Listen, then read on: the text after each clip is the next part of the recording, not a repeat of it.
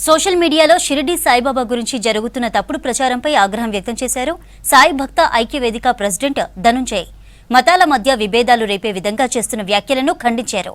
అసత్య ప్రచారాలు చేస్తున్న వారిపై కేసులు నమోదు చేయాలని ప్రభుత్వాన్ని కోరారు. భక్తుల మనోభావాలను గౌరవించాలన్నారు సాయి భక్త ఐక్యవేదిక సభ్యులు. బాబాను టార్గెట్ చేసిన వాళ్ళే హిందువులు అని నేను అనను. ఎందుకంటే ఇప్పుడు నలుగురు ఎక్కువ మొత్తంలో టార్గెట్ చేసే వ్యక్తులలో ఇద్దరు ఇతర మతానికి వెళ్ళి మళ్ళీ వాపసు వచ్చారు. వాళ్ళు ఇప్పుడు హిందువులుగా ఉన్నారా క్రిస్టియన్లుగా ఉన్నారా మాకు తెలియదు.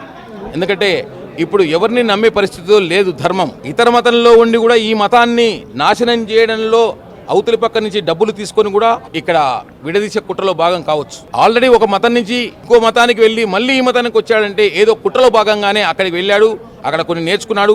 మళ్ళీ ఇక్కడ హిందూ ధర్మాన్ని విడదీసే ప్రయత్నంలో సాయిబాబా భక్తులను టార్గెట్ చేస్తూ సాయిబాబాను టార్గెట్ చేస్తూ ముందుకెళ్తున్నారు.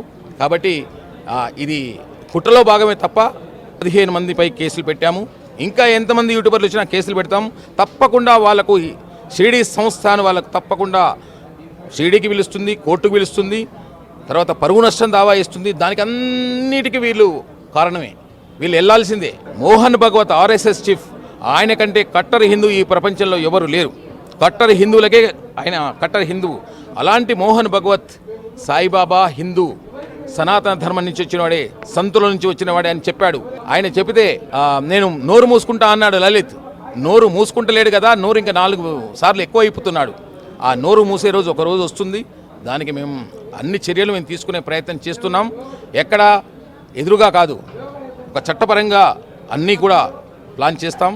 తప్పకుండా భగవంతుడు అనేవాడు ఉన్నాడండి. కోటాను కోట్ల మంది భక్తులు నమ్మిన బాబాను హేళంగా అంటే నీచంగా కించపరుస్తూ ముందుకు తీసుకున్నారు. వాళ్ళు పాపం మూట కట్టుకుంటున్నారు.